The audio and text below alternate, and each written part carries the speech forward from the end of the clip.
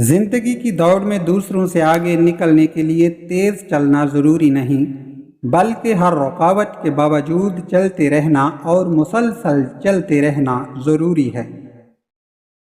آنے والا کل اس شخص کا ہوتا ہے جو اس کے لیے تیاری آج کے دن سے شروع کر دے۔ لوگ اس لیے پریشان رہتے ہیں کہ ان کے مرنے کے بعد ان کی اولاد کا کیا ہوگا، جبکہ لوگوں کو پریشان اس بات پہ ہونا چاہیے کہ اولاد کے مرنے کے بعد ان کی اولاد کے ساتھ کیا ہوگا۔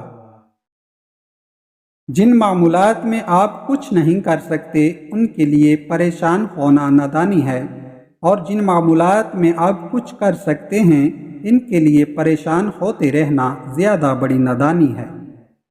اس دنیا میں سب کچھ کرنے کا وقت کسی کے پاس نہیں ہوتا، لیکن اہم ترین کام کرنے کا وقت ہر شخص کو دیا گیا ہے۔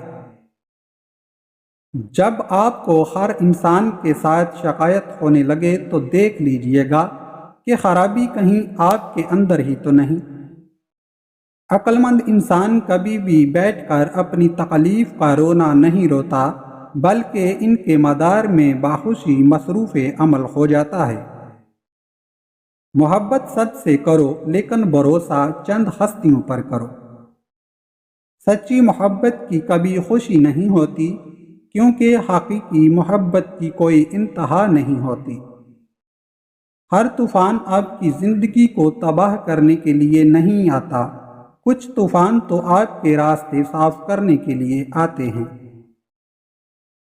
جو بیج موسم کی سختیاں برداشت نہ کر سکے وہ کبھی پھل نہیں لا سکتا۔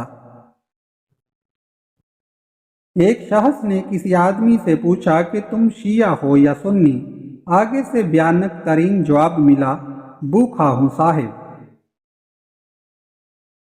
اگر آپ کا پڑوسی دیوبندی، شیعہ، بریلوی، اہل حدیث یا کچھ اور ہے تو اس کا حساب وہ خود دے گا، لیکن اگر وہ بھوکھا مر گیا تو اس کا حساب آپ کو دینا ہوگا۔ دوسروں کے لیے اچھا سوچو گے تو اللہ سبحانہ و تعالیٰ تمہارے لیے راستے بنا دے گا اور مشکلیں آسان کر دے گا۔ اس انسان پر بھروسہ کرو جو تمہاری 3 باتیں جان سکے: مسکراہٹ کے پیچھے دکھ، غصے کے پیچھے پیار، چپ رہنے کے پیچھے وجہ۔